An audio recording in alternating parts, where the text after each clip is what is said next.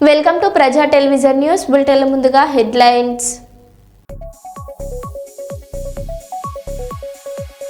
నర్సంపేటలో CM Revanth Reddy పర్యటన నిరసన సెగ.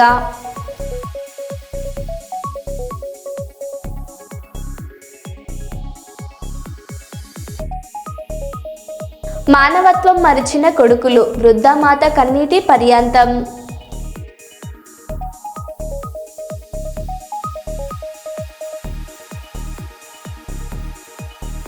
పల్నాడు జిల్లా నర్సారావుపేటలో హిజ్రాల మధ్య వివాదం.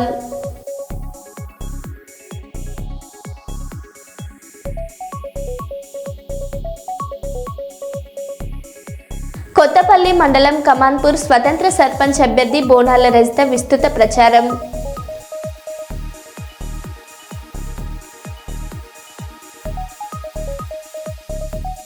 ప్రకాష్ నగర్లో మెగా పేరెంట్ టీచర్స్ మీటింగ్ కార్యక్రమం.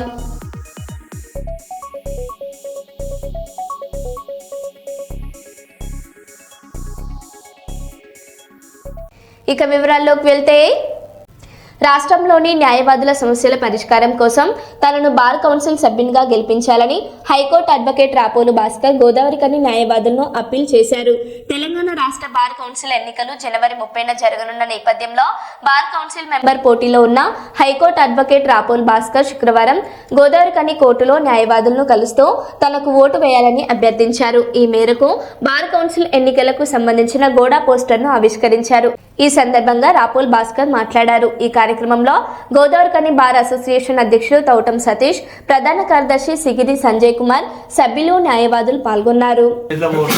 మనకు అసలు ఏం వస్తుందో ఏం పోతుందో కూడా తెలియదు. ఎందుకంటే రెండు ఉన్నాయి సార్, ఈ రెండు మీరు కంపల్సరీ చేయాలని కోరుకుంటున్నాను. టెస్ట్ కూడా చాలా ఉంటుంది సార్. కోర్టు బిల్లు కూడా రాబోతుంది, దాన్ని కూడా దృష్టిలో పెట్టాల్సి వస్తుంది. దాని నుంచి మీరు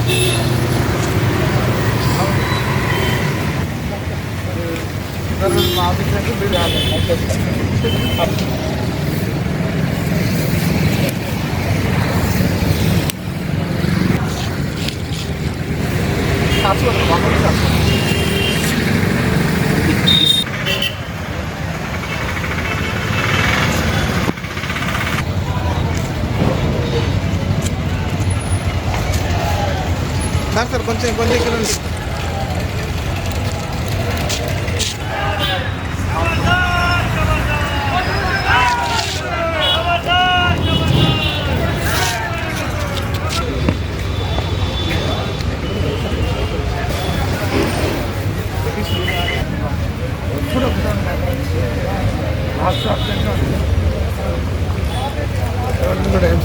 సమస్య ఏంటంటే మెడికల్ క్లెయిమ్.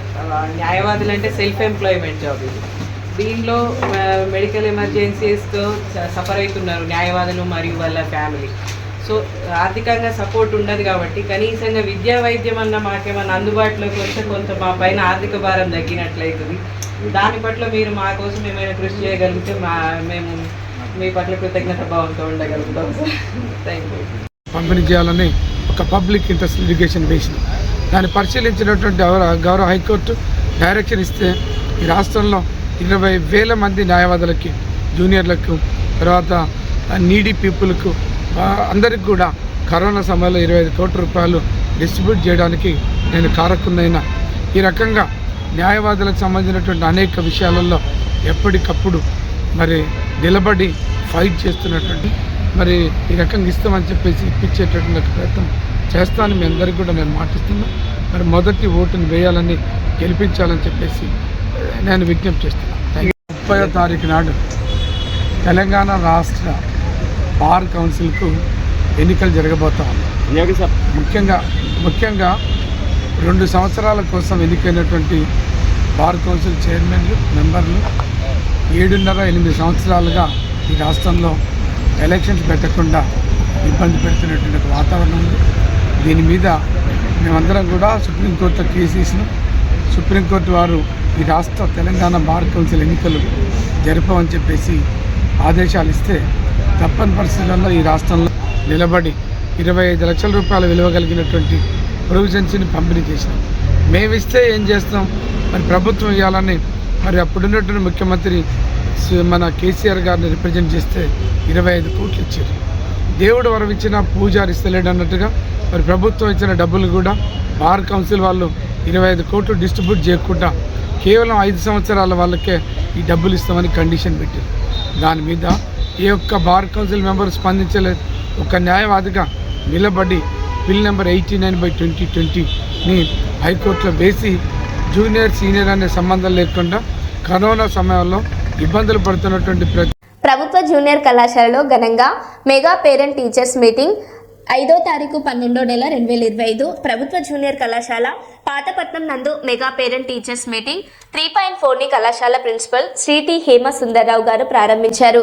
ఈ సందర్భంగా ఆయన మాట్లాడుతూ కళాశాల ప్రగతిని తెలియజేస్తూ క్రమశిక్షణతో కూడిన విద్యను అభ్యసించడం ద్వారా ఉన్నత శిఖరాలు అధిరోహించగలరని, ఇందుకు తల్లిదండ్రుల సహకారం కూడా అవసరమని చెప్పారు. ముఖ్య అతిథిగా స్థానిక ప్రభుత్వ మోడల్ డిగ్రీ కళాశాల incharge principal doctor Shri K Chakraprathi పాల్గొని తాను కూడా ఈ కళాశాలలో చదువుకున్న పూర్వ విద్యార్థిని కష్టపడి చదవడం ద్వారా ఉన్నత శిఖరాల్ని అధిరోహించవచ్చునని తెలియజేశారు. అదేవిధంగా కళాశాల సీనియర్ అధ్యాపకులు ఏజీఎంసీ శ్రీ బి రవికుమార్ గారు మరియు కె సుజాత మేడం గారు మాట్లాడారు. నేను ప్రతిజ్ఞ చేస్తున్నాను, బాల్య వివాహాలకు వ్యతిరేకంగా సాధ్యమైన ప్రతి ప్రయత్నం చేస్తాను. నా కుటుంబం, నా పరిసరాలు, నా గ్రామం మరియు సమాజంలో బాల్య వివాహాలు జరగకుండా చూస్తాను. బాల్య వివాహం జరగడానికి చేసిన ఏ ప్రయత్నాన్నైనా పంచాయతీ మరియు ప్రభుత్వ అధికారులకు తెలియజేస్తాను. బాలల విద్య మరియు భద్రత కోసం నా గళాన్ని వినిపిస్తాను మరియు బాల్య వివాహ రహిత ఆంధ్రప్రదేశ్ సాకారానికి మద్దతిస్తాను. జై బాల్య వివాహ రహిత ఆంధ్రప్రదేశ్. చక్రధరమేశ్వర్ మోడల్. భారత రాష్ట్ర సమితి బలపరిచిన అభ్యర్థులను అత్యధిక మెజార్టీతో గెలిపించాలని Errabelli charitable trust chairman Usha Dayakar Rao పిలుపునిచ్చారు. శుక్రవారం ఆ పార్టీ పాలకుర్తి పట్టణ సర్పంచ్ అభ్యర్థి కమ్మగాని విజయ్ నాగన్న గౌడ్ వార్డు అభ్యర్థులతో కలిసి ర్యాలీలో పాల్గొని నామినేషన్ దాఖలు చేశారు. అనంతరం వారు మీడియాతో మాట్లాడారు.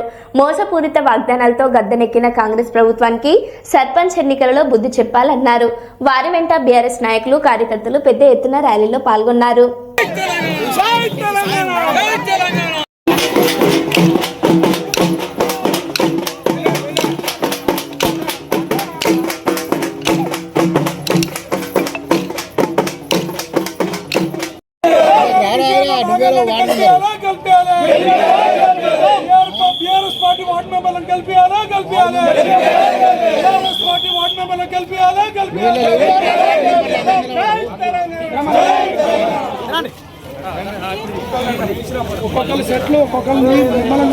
గ్రామంలో సర్పంచ్గా కమ్మగాని విజయ నాగన్నను మరి అభ్యర్థిగా నిలబెట్టడం జరిగింది. వారు వారికి మీ అందరూ కూడా ఆశీస్సులు ఉండాలి. మరి పాలకుర్తిలో గతంలో జరిగిన అభివృద్ధి ఉంది తప్ప మరి కాంగ్రెస్ పార్టీ వచ్చి 2 సంవత్సరాలైనా కూడా మళ్ళీ కూడా పోయని దాఖలా మీ అందరూ కూడా తెలుసు. మరి ఇవాళ మోసం చేసి ఈ కాంగ్రెస్ వచ్చింది. రేవంత్ రెడ్డి అందరూ కూడా నమ్మి 6 గ్యారంటీలు అని చెప్పి ఇంటికి ఆశ చూపించి ముఖ్యంగా మా మహిళలందరూ కూడా గొప్ప బోర్ల పడ్డారు. వారి వల్లనే ఇవాళ కాంగ్రెస్ ప్రభుత్వం వచ్చింది. అలాంటి మహిళలను అన్ని రకాలుగా మోసం చేసింది కాంగ్రెస్ ప్రభుత్వం. అదే మహిళలు ఈరోజు 2 సంవత్సరాల లోపలనే మోసం జరిగిందని అందరూ కూడా తెలిసొచ్చింది. అందుకని మరొకసారి మోసపోవద్దు, కాంగ్రెస్ వాళ్ళు చెప్పే మాటలు నమ్మి మరొకసారి మోసపోవద్దు. మంచి నిర్ణయం తీసుకోండి. ఇది కరెక్ట్ అయిన సమయము. మీరు చెంపదెబ్బ కొట్టినట్టు ఉండాలి మీ యొక్క నిర్ణయము. అందుకని పాలకుర్తి నియోజకవర్గంలో దయన్న మరి 3 పర్యాయాలు 15 సంవత్సరాలు ఎంత అభివృద్ధి చేసిందో మీ అందరూ కూడా తెలుసు. ఇవాళ వారు నిలబెట్టిన వాటి మెంబర్లు కానీ ప్రతి ఒక్క గ్రామంలో వాళ్ళ దయన్నను బాధపెట్టకుండా మరి మీరందరూ కూడా సంతోషిస్తారని, అందరినీ ఆదరిస్తారని, అందరినీ అక్కడ మెజార్టీని గెలిపించి మనకు వెన్నుపోటు వచ్చిన వాళ్ళకి మన ఇక్కడ అవకాశాలను వినియోగించుకొని అన్ని రకాలుగా మరి తీరా సమయానికి పార్టీ మారిన వారందరూ కూడా మీరు అందరూ కూడా దయచేసి ఒక తల్లిగా చెప్తున్నారు, ఒక అక్కగా బిడ్డగా చెప్తున్నారు. వాళ్ళందరికీ చెంప దెబ్బ కొట్టినట్టు అందరూ కూడా ఒకే నిర్ణయంతో దయన్నను ఒక బిడ్డలాగా కాపాడుకొని వారు ఇచ్చిన నిర్ణయం ప్రకారం అందరూ కూడా సపోర్ట్ ఇస్తారని కోరుకుంటూ అందరికీ నేను 15 సంవత్సరాలు నేను కూడా మరి ఇంట్లో కూర్చోవలసిన మహిళని నేను అయినా కూడా నేను కూడా ఒక ఎమ్మెల్యే లాగా నేను తిరగడం జరిగింది.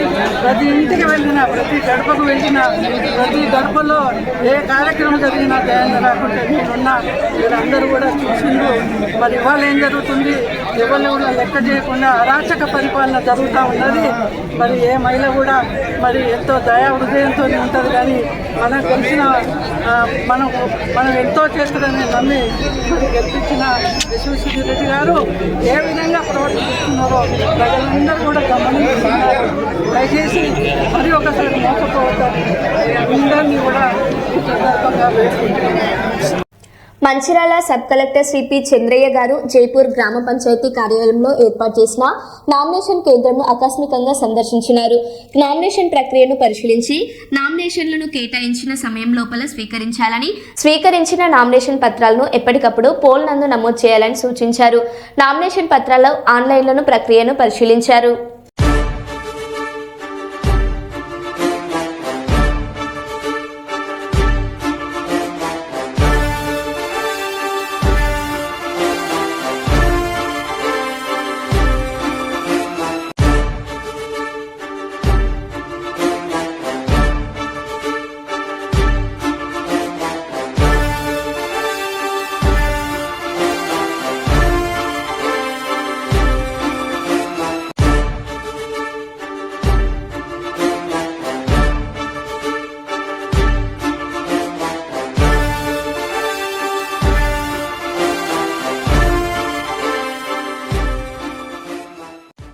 నర్సంపేటలో సీఎం రేవంత్ రెడ్డి పర్యటన నిరసన సెగ.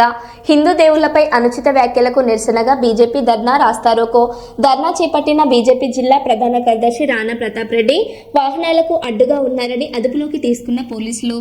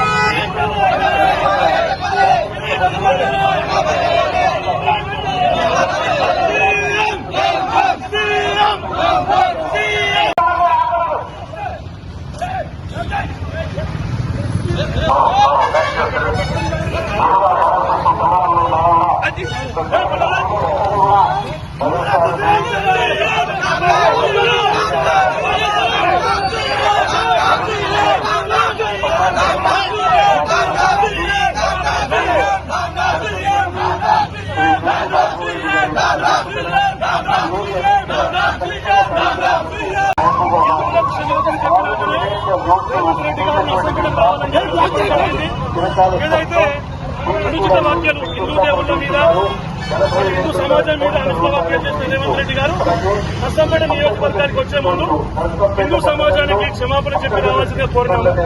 మరి ఆయన దాన్ని పట్టించుకోలేదు. అందుకనే ఈనాడు ఆయనకు నిరసన కార్యక్రమం తెలియజేస్తున్నారని రావడం. మరి నర్సంపేట నియోజకవర్గ ప్రజలు కూడా ఆయనకు 2 సంవత్సరాలుగా గుర్తు రావడం లేదు. మరి ఈ సందర్భంగా 2 సంవత్సరాల కాలంలో నర్సంపేటలో వరదలు సంభవించినప్పుడు మరి పంట నష్టపోయినప్పుడు పంట నష్టం చెల్లించకుండా ఈ రకంగా ఏదైతే రైతులకు ఇబ్బంది కలిగినప్పుడు కూడా రాకుండా ఈనాడు కేవలం గ్రామ పంచాయతీ ఎలక్షన్స్ ఉన్నాయి కాబట్టి మరి ఈనాడు నర్సంపేట నియోజకవర్గం రావడం జరుగుతుంది. Reverend doctor William Arthur Stanton 158వ జన్మదిన వేడుకలను Kurnool Stanton memorial Telugu Baptist చర్చిలో ఘనంగా చేయడం జరిగిందని రెవరెండ్ డాక్టర్ సీనియర్ ఫాస్టర్ గంట కరుణాసాగర్ తెలిపారు. కర్నూలు నగరంలోని నెహ్రూ నగర్లో ఉన్న స్టాంటన్ మెమోరియల్ తెలుగు బాప్టిస్ట్ చర్చిలో reverend doctor William Arthur Stanton 158వ జన్మదిన వేడుకల సందర్భంగా ప్రత్యేక ప్రార్థనలు చేసిన అనంతరం ఆయన చిత్రపటానికి పూలమాలలు వేసి ఘనంగా నివాళులర్పించిన అనంతరం కేక్ కట్ చేసి కార్యక్రమానికి హాజరైన అతిథులు అందరికీ అల్పాహారం అందించారు.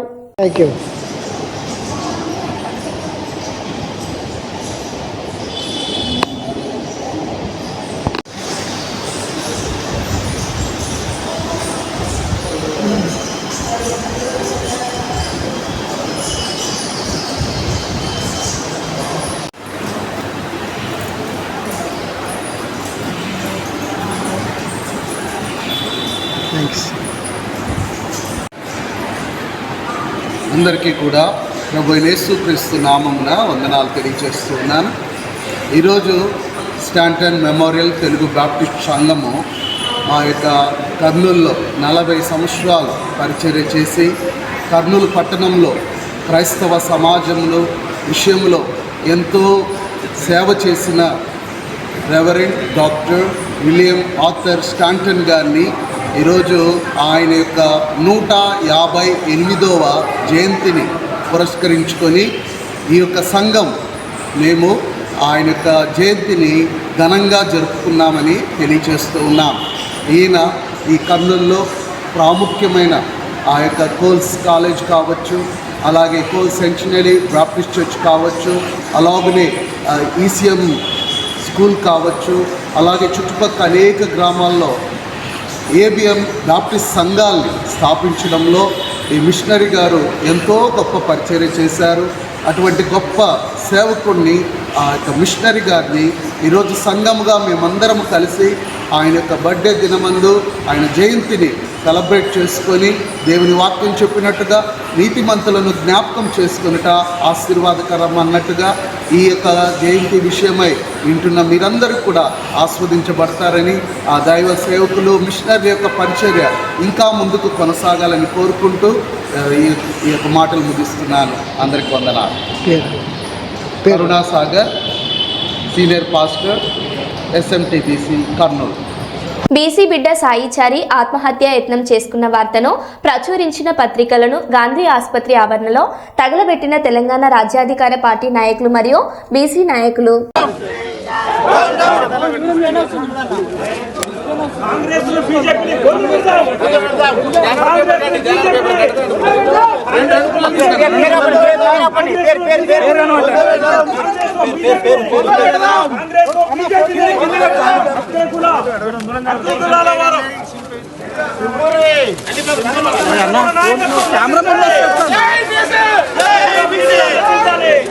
అక్కడ మీడియా నశించాలి, అక్కడ మీడియా నశించాలి.